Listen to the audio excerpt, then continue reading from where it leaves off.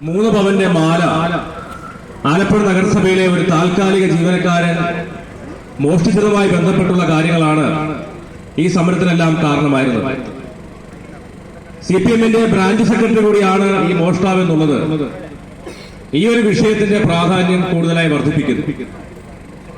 കഴിഞ്ഞ ദിവസങ്ങളിലെല്ലാം കോൺഗ്രസിന്റെ നേതൃത്വത്തിൽ യൂത്ത് കോൺഗ്രസിന്റെ നേതൃത്വത്തിലെല്ലാം സമരം ആലപ്പുഴ നഗരസഭയിലേക്ക് നടത്തുകയും തുടർന്ന് കഴിഞ്ഞ 1 മാസക്കാലമായി രഹസ്യമായി വെച്ചിരുന്ന CPM ബ്രാഞ്ച് സെക്രട്ടറിയുടെ മാലമോഷണ കഥ ആലപ്പുഴ നഗരത്തിലെ ജനങ്ങൾ മുഴുവൻ അറിയുകയും അത് പാർട്ടിക്കും ആലപ്പുഴ നഗരസഭയ്ക്കും ഒരു നാണക്കേടാകുമെന്ന് തിരിച്ചറിഞ്ഞതിനെ തുടർന്നുള്ള നടപടികളിലൂടെ ഇന്ന് ആലപ്പുഴ നഗരത്തിലെ CPM നഗരസഭാ ഭരണവും കടന്നുപോയിക്കൊണ്ടിരിക്കുകയാണ്.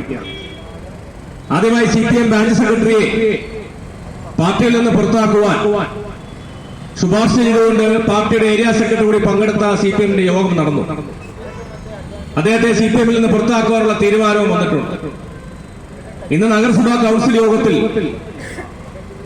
കഴിഞ്ഞ കൗൺസിൽ യോഗത്തിൽ ഞങ്ങൾ ആവശ്യപ്പെട്ടത് നഗരസഭയുടെ ഒരു താൽക്കാലിക ജീവനക്കാരൻ ഒരു മോഷണ കേസിൽ പ്രതിയാണെന്ന ആരോപണമുള്ളപ്പോൾ അയാൾ നഗരസഭയുടെ താൽക്കാലിക ജീവനക്കാരൻ എന്നുള്ള പദവിയിൽ നിന്നും മാറ്റി നിർത്തി അന്വേഷണം നടത്തണമെന്ന ആവശ്യമാണ് ഞങ്ങൾ ഉന്നയിച്ചത്. അന്ന് ആലപ്പുഴ നഗരസഭയുടെ ചെയർപേഴ്സൺ പറഞ്ഞത് അവർക്കൊരു പരാതി രേഖാമൂലം ആരും നൽകാത്തത് കൊണ്ട് ഈ ഒരു കാര്യത്തിൽ നടപടി സ്വീകരിക്കാൻ കഴിയുകയില്ല എന്നുള്ളതാണ്. അതേ തുടർന്ന് ഞങ്ങൾ കൗൺസിൽ യോഗം ബഹിഷ്കരിക്കുകയും നഗരസഭാ പടിക്കൽ ധർണ നടത്തുകയും ചെയ്തു. അന്ന് തന്നെ യൂത്ത് കോൺഗ്രസിന്റെ പ്രവർത്തകർ നഗരസഭയുടെ മുന്നിലേക്ക് മാർച്ച് ചെയ്യുകയും പ്രതിഷേധം സംഘടിപ്പിക്കുകയും ഉണ്ടായി.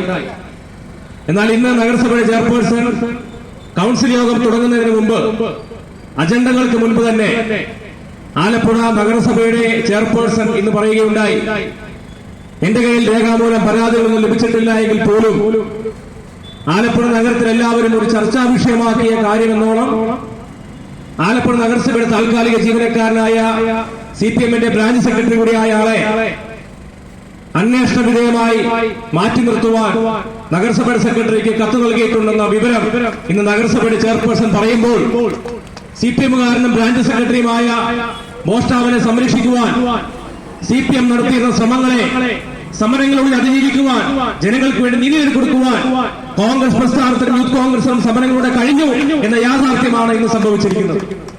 ആലപ്പുഴ നഗരസഭയുടെ ചെയർപേഴ്സൺ ഇന്ന് ആ ഒരു പ്രസ്താവന നഗരസഭാ കൗൺസിലിലേക്ക് പറയുമ്പോൾ CPM എന്ന രാഷ്ട്രീയ പാർട്ടി തങ്ങളുടെ ബ്രാഞ്ച് സെക്രട്ടറി അതിൽ നിന്ന് പുറത്താക്കി എന്ന് പറയുമ്പോൾ ഇവിടെ 2 നടപടികൾ ഒരു മോഷ്ടാവിന് നേരെ നടന്നു കഴിഞ്ഞു. CPM-ൽ നിന്ന് പുറത്താക്കുന്നു, നഗരസഭയിൽ നിന്ന് പുറത്താക്കുന്നു. പക്ഷെ എന്തിനാണ് പുറത്താക്കിയെന്ന് ചോദിച്ചാൽ 3 പവന്റെ മാല മോഷ്ടിച്ച ആ വ്യക്തി ആരോപണ വിധേയനാണ്. അന്വേഷണം വേണമെന്നുള്ളതുകൊണ്ടാണ് ഈ 2 പുറത്താക്കൽ നടന്നിരിക്കുന്നത്. ഞാൻ ചോദിക്കട്ടെ പ്രിയമുള്ളവരെ, ഇന്നത്തെ കൗൺസിൽ യോഗവും ബഹിഷ്കരിച്ച് പുറത്തിറങ്ങേണ്ട ഒരു അവസ്ഥയിലേക്ക് ഞങ്ങൾ വന്നു. എന്തുകൊണ്ടാണെന്ന് ചോദിച്ചാൽ അന്വേഷണ വിധേയമായി മാറി നിൽക്കുവാൻ ഈ ജീവനക്കാരുടെ നഗരസഭ ആവശ്യപ്പെടുമ്പോൾ ആരാണ് അന്വേഷണം നടത്തുന്നതെന്ന ചോദ്യത്തിന് മറുപടി പറയുവാൻ നഗരസഭാ ഭരണാധികാരികൾക്ക് കഴിഞ്ഞിട്ടില്ല. ഒരു മാല മോഷണം പോയാൽ ആരാണ് അത് അന്വേഷിക്കേണ്ടത്? ആലപ്പുഴ നഗരസഭ സ്വന്തമായി അന്വേഷിക്കാമോ? നമ്മുടെ വീട്ടിലാണ് ഒരു കൊലപാതകം നടക്കുന്നതെങ്കിൽ പോലീസുകാർ വീട്ടിൽ വന്ന് കൊലപാതകത്തെ പറ്റി ചോദിക്കുമ്പോൾ എന്റെ വീട്ടിൽ നടന്ന കൊലപാതകം ഞാൻ നോക്കിക്കോളാം എന്ന മറുപടി പോലീസുകാരോട് പറയാൻ വേണ്ടി പറ്റുമോ? വീട്ടിലൊരു മോഷണം നടന്നാൽ ഈ രാജ്യത്ത് ഏത് ക്രിമിനൽ നടന്നാൽ ക്രിമിനൽ ഓഫൻസ് നടന്നാലും that's an offence against the state. അതാണ് നിയമം. നമ്മുടെ രാജ്യത്ത് നടക്കുന്ന ഏത് ഒരു കുറ്റകൃത്യവും സംസ്ഥാനത്തിന് നേരെ, ദേശീയതയ്ക്ക് നേരെ, രാജ്യത്തിന്റെ നിയമങ്ങൾക്കെതിരെ നടക്കുന്ന കുറ്റകൃത്യമാണ്.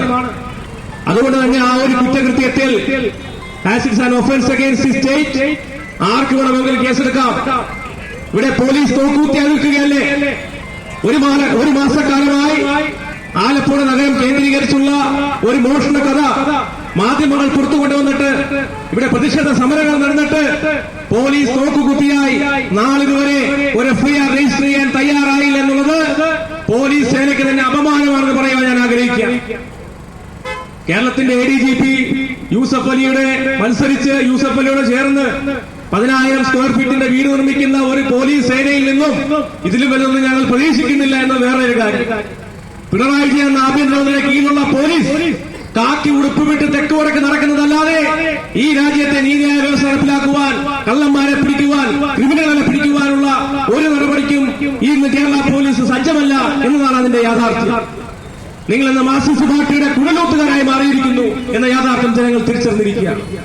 ഒരു മാസക്കാലമായി ആലപ്പുഴ നഗരത്തിൽ ഇങ്ങനൊരു വിഷയമുണ്ടായിട്ട് നിങ്ങളെ ആരാണ് തടയുന്നത്? എഫ്ഐആർ രജിസ്റ്റർ ചെയ്തിരുന്നു, പരാതി ലഭിച്ചില്ലെന്നാണ് പറയുന്നത്. ഞാൻ ചോദിക്കട്ടെ, മാല കളഞ്ഞുപോയി എന്ന് പറഞ്ഞുകൊണ്ട് ഒരു മാസം മുമ്പ് മാല നഷ്ടപ്പെട്ട വ്യക്തി ആലപ്പുഴ സൗത്ത് പോലീസ് സ്റ്റേഷനിൽ പരാതി നൽകിയതല്ലേ? ഒരു പരാതി ലഭിച്ചാൽ ആ പരാതിന്മേൽ അന്വേഷണം നടത്തുന്നത് ആരാണ്? പോലീസിന്റെ ഉത്തരവാദിത്തമല്ലേ? ഇപ്പോൾ ഈ വാർത്ത പുറത്തു വന്ന് ജനങ്ങളെല്ലാം അറിഞ്ഞുവെന്ന് കണ്ടപ്പോൾ കഴിഞ്ഞ ദിവസം പ്രതിഷേധം നടന്ന ദിവസം മാത്രമാണ് എന്തെങ്കിലും ഒരു നടപടി സ്വീകരിക്കുവാൻ ആലപ്പുഴ പോലീസ് തയ്യാറായത്. എന്താണ് ഇവിടുത്തെ നടപടി അറിയണ്ടേ? ആലപ്പുഴ സൗത്ത് പോലീസ് സ്റ്റേഷനിലെ എസ്ഐ ഈ പരാതിക്കാരനെ വിളിച്ച് നിങ്ങൾക്ക് മാല തിരിച്ചു ലഭിച്ചോ എന്ന് ചോദിക്കുന്നു. നമുക്കറിയാം ഈ മാലയുടെ കഥ.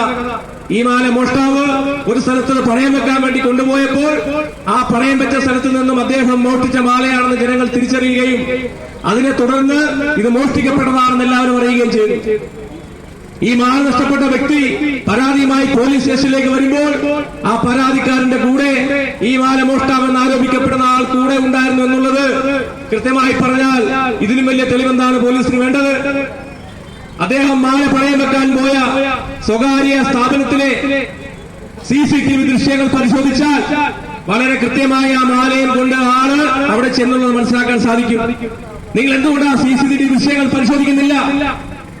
ആ സ്വകാര്യ സ്ഥാപനത്തിലെ അവിടുത്തെ ഉദ്യോഗസ്ഥരെ, അവിടെ ജോലി ചെയ്യുന്ന ജീവനക്കാരെ വിളിച്ച് നിങ്ങൾ ഒരു ചോദ്യം ചോദിച്ചാൽ മതി, ഈ സംഭവം നടന്നിട്ടുണ്ടോ ഇല്ലയോ എന്നറിയാൻ.